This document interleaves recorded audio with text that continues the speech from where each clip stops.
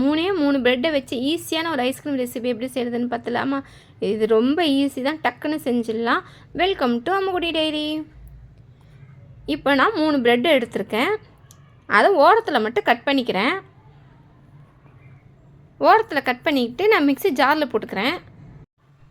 2ஆக பிச்சு போட்டு அதை போய் அரைச்சிட்டு வந்துடுறேன். அதுவும் ஒரு ஓரமாக இருக்கட்டும்.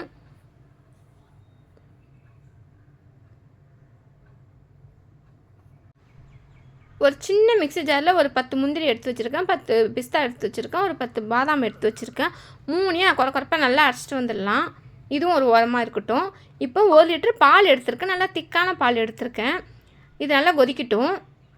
இது கூட கொஞ்சமாக குங்குமப்பூ சேர்த்துருக்கேன். இதோடு சேர்த்து நல்லா கொதிக்கட்டும்.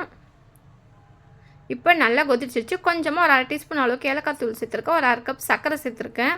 இது கூட நம்ம பொடிச்ச தூள் சேர்த்துருக்கேன், முந்திரியெல்லாம் இடித்தோம் இல்லையா, அது சேர்த்துருக்கேன். அதுக்கப்புறம் இது கூட ப்ரெட்டு தூளியும் சேர்த்துருக்கேன். இப்போ இதை நல்லா மிக்ஸ் பண்ணிக்கலாம். இது ஒரு 5 மினிட்ஸ்க்கு மேலே ஆயிடுச்சு. நல்லா திக்னஸ் வந்துடுச்சு. இப்போ இது ஒரு நல்லா ஆறட்டும். ஆறினதுக்கு அப்புறமா மிக்ஸி ஜாரில் போட்டுக்கலாம். மிக்ஸி ஜாரில் போய்ட்டு நல்லா அரைச்சிட்டு வந்துடுங்க. இப்போ ஒரு கிளாஸ் எடுத்துருக்கேன். இப்போ அதில் ஊற்றிக்கிறேன். இதை இப்போ ஒரு மூடி போட்டு நல்லா மூடி வச்சிடலாம். மூடி வச்சு ஒரு 7லேருந்து 8 மணி நேரம் இருக்கட்டும். இப்போ 8 மணி நேரம் ஆயிடுச்சு. இப்போ ஓப்பன் பண்ணி பார்க்குறேன். பாருங்கள் எப்படி வந்திருக்குன்னு பாருங்கள். டேஸ்ட்டு சூப்பராக இருக்கும்.